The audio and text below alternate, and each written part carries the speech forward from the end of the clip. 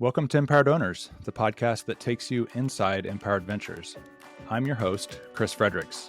In each episode, I'll have a discussion with one of our employees to discover and highlight their distinct personalities, perspectives, and skills, while also keeping you in the loop with exclusive news, updates on company performance, and a glimpse into the future plans of Empowered Ventures. This is an opportunity for me to learn more about our amazing employee owners, and an opportunity for you to hear regularly from me and others from within Empowered Ventures. On this EV Update episode of Empowered Owners, Chief of Staff Emily Bopp joins me to discuss what it means to be an EVer, which is how we refer to all the employee owners who work in Empowered Ventures companies. We talk about how being an employee owner at the holding company level creates some unique benefits relative to single company ESOPs, and share some examples of how our model helps create enthusiasm and an ownership culture in our companies. Hello, Emily. Welcome back to Empowered Owners. Hello. It's great to be here. So for today's episode, we're going to talk about something that you and I talk about a lot, which is a question: what does it mean to be an employee owner of Empowered Ventures? Or we also refer to it as an EVer. You're going to tee this topic up for us, right?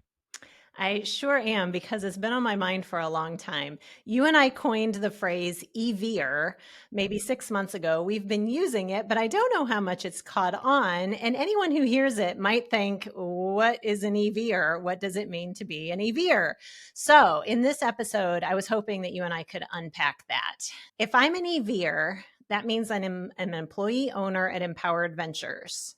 That means that I have worked at my company for at least 9 months and 1,000 hours, and I've entered the plan. So I'm an employee owner of Empowered Ventures, but that's confusing because I'm an employee of my company, of TVF or of First Star or of Paramount or of any company that we're about to buy. So I'm an employee of my company, but I'm an employee owner of Empowered Ventures, which means I'm an EVer. Can you help me understand this? Yeah, it's a great question. And it really gets to the heart of our structure and how we're different. And it does create an element of potential confusion because many folks it's easy to think I'm an employee of X company and that's who I work for. And even in many employee owned companies, you're an employee owner of the one company that you work for. With us being a holding company structure and owning multiple companies, but everyone being part of the same ESOP, at the Empowered Ventures level, it makes sense that this can sometimes be a bit of a hiccup in terms of people's full understanding of what it means to be an EVer or an employee owner of Empowered Ventures. I think what I hear you saying is that, yeah, that's completely natural to have it be a little confusing because this is pretty unique, but we can just say, hey, everybody, you are both. You are an employee at your company and you're an employee owner at your company, but you're more than that. You're an employee owner of Empowered Ventures because you're also an owner of all of the other companies that are in our family of businesses. And that's what it means to be an EVer, which tees up my other question for you. What's the benefit? What does it mean to be an EVer? Like, why does that matter? Yeah. I think all the benefits of employee ownership are part of it. So being an employee owner at EV, entitles people to the rewards of employee ownership in a diversified holdco situation. So that's key. And that's one of the differences is in the future, some of our businesses will do really well. Some will at times not be as strong as others. And so we build a diversified portfolio to protect that value that we create over time. So that gets right to the heart of the financial kind of benefits of being an EVer. But then I think there's a number of non-financial and softer benefits that we can maybe talk about.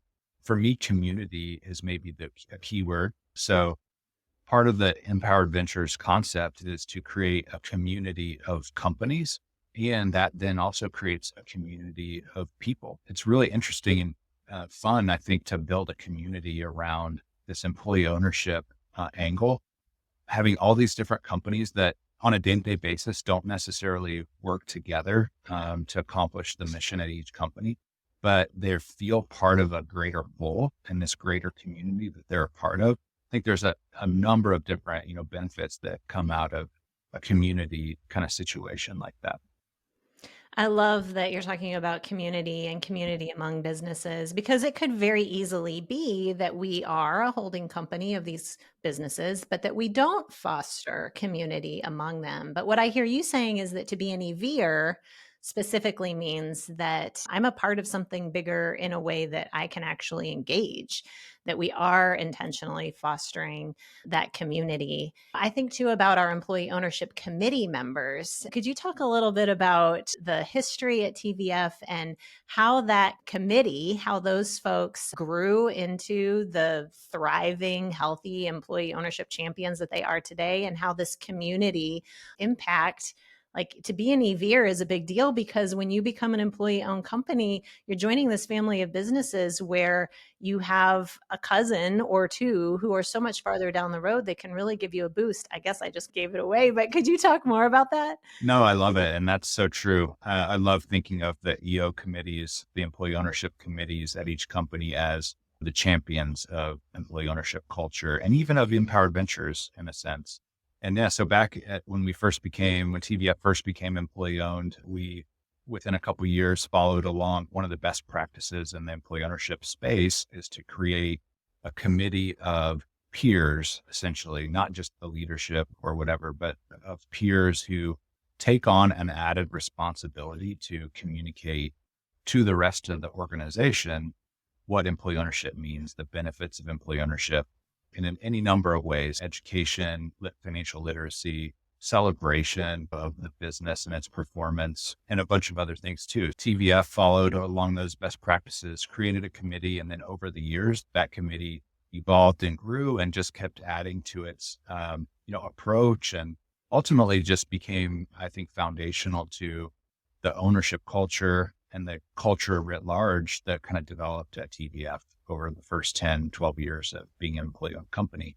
So when we launched Empowered Ventures and added 2 companies, we knew that creating similar employee ownership committees would be a key part of building community within those companies. But I think you're alluding to the exciting kind of way that the EO committees work together now across these companies. And that's maybe a foundational element of this community approach that we're building. And it's been a lot of fun because as you're part of it and working with them closely now, they really have a lot of fun with it. And like you said, they learn from each other. They share ideas. I'm certain TVF has gotten ideas from the other companies at this point. It's not just, one company sharing, what it's done. It's really a collaborative and inspiring kind of engagement that these employee owners get to have with each other across these company barriers that they wouldn't normally have that opportunity to get. Yeah, that's awesome. And thank you for elaborating more on that. So, what I hear you saying is that to be an EVer means that you're a part of a strong organization in more ways than one. It's stronger financially because it's not just your business or my business or one business that's employee owned, but it's a family of businesses that are employee owned. And to be an EVer means you're an owner of that family of businesses, not just your one business. So, it's stronger financially. And it's stronger culturally and in the sense of community. Leaders getting together, employee ownership committee members getting together, that fostering of support, encouragement, insight, help across businesses, that's so unique. So when I hear you talk about that, to be an EVer is really remarkable.